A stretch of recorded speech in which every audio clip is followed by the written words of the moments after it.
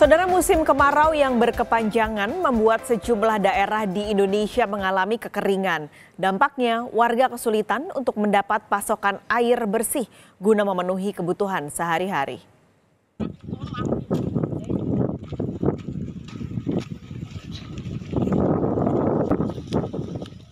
Kesulitan air bersih akibat kemarau panjang terjadi di Kabupaten Grobogan, Jawa Tengah. Hal ini membuat warga kesulitan memenuhi kebutuhan air sehari-hari. Warga di Desa Penadaran, Kecamatan Gubuk ini harus berjalan kaki hingga 1 kilometer lebih untuk mencari sumber air di tengah hutan.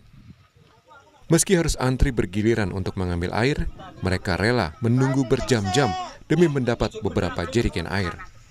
Padahal kondisi air sudah mengeruh karena sumber air makin menipis. Nanti kalau pagi bergilir gitu, Mas. Terus kalau pagi sudah dapat, sorenya nggak usah ngambil lagi, yang lain lagi gitu. Gantian ya. Ini ngantri nih. Ngantri di sini, sebagian di sebelah sana gitu. Terus kalau nggak dapat ya nunggu paginya lagi kan dapat, Pak. Kemarau panjang membuat warga di Blora, Jawa Tengah terpaksa mengantre untuk mengambil air bersih di Sendang. Mereka rela berangkat pagi hari agar tidak kehabisan air. Warga mengaku sudah 5 bulan terakhir mengalami kekeringan. Air di Sendang saat ini menjadi satu-satunya sumber yang dapat dimanfaatkan warga. Namun karena banyaknya warga yang mengambil air, membuat air di dalam Sendang terus menyusut. Lama. Sejak kapan? Sejak bulan apa mungkin? Bulan apa? Sudah 5 bulanan. 5 bulanan, Bu. Kali, ya kadang 5 kali. Itu rutin setiap hari, Bu, ya? Iya. Itu per hari ada berapa jeligen misal, Bu, itu sekali 15. Jalan? 15 jeligen langsung. Iya lah, kan balik 5 kali. Sekali. Sementara itu di Ponorogo, Jawa Timur, dari 40 titik rawan kekeringan yang melanda, Dusun Sukun, Kecamatan Pulung, Ponorogo menjadi yang terparah. Sumber air ikut mengering bahkan sejak awal musim kemarau. Selama 30 tahun, setiap musim kemarau, warga di sini selalu kesulitan air bersih. Untuk mencukupi kebutuhan air, warga hanya mengandalkan resapan saluran air irigasi. Nate saya bonggol pisang di belah, ini ku diurek-urek ini koyo belik diminum. Iya.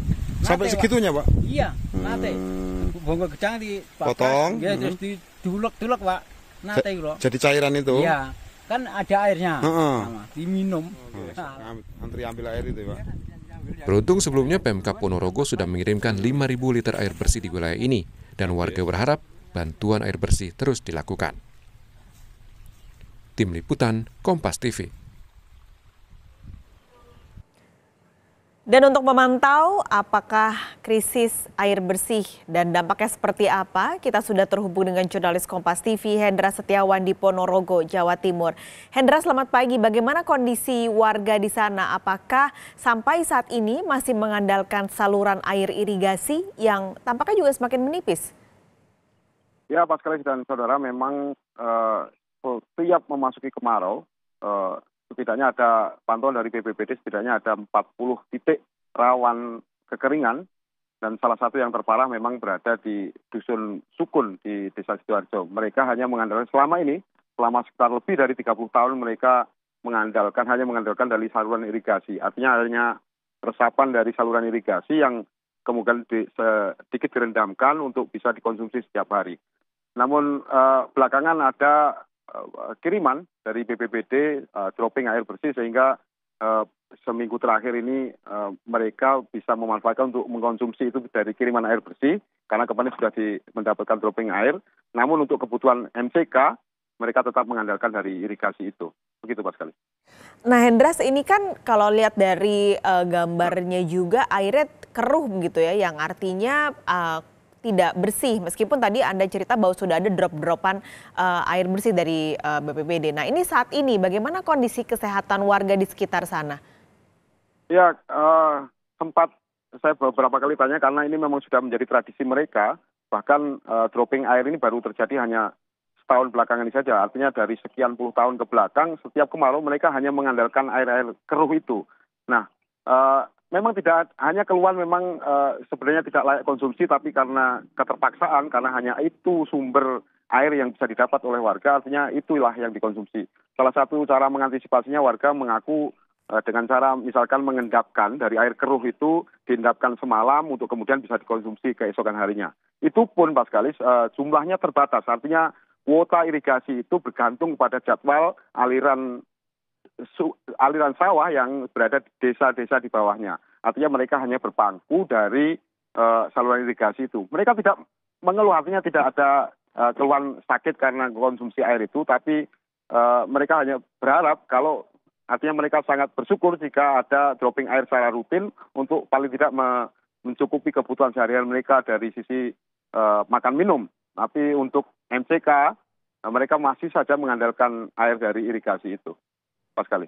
Lalu selanjutnya bagaimana? Apakah ada tindak lanjut ataupun langkah lain yang dilakukan Pemda untuk mengatasi krisis air bersih ini? Ya, di mana saya berdiri ini, saya berada di BPBD Ponorogo, sekaligus BPBD mengonfirmasi bahwa memang per hari ini sudah setidaknya dari 40 sekian titik yang rawan kekeringan, ada 6 terparah yang setiap hari sejak beberapa pekan terakhir melakukan dropping air kepada setidaknya ada 6 lokasi, 6 titik yang terparah. Artinya hanya berpangku dari dropping air. Jika tidak ada dropping air, misalnya di Dusun Sukun itu misalnya, mereka terpaksa mengonsumsi air dari irigasi yang keruh, bahkan keruh dan kuotanya terbatas. BPBD memastikan tepat di mana saya berdiri ini juga rutin dalam sehari. Ini saja beberapa waktu yang lalu, sekitar 10 menit yang lalu, 1 unit truk tangki diberangkatkan ke satu titik yang memang membutuhkan air karena kemarau semakin parah ini. Begitu Pak Skalis. Baik, terima kasih Hendra Setiawan untuk laporan Anda langsung dari Ponorogo, Jawa Timur.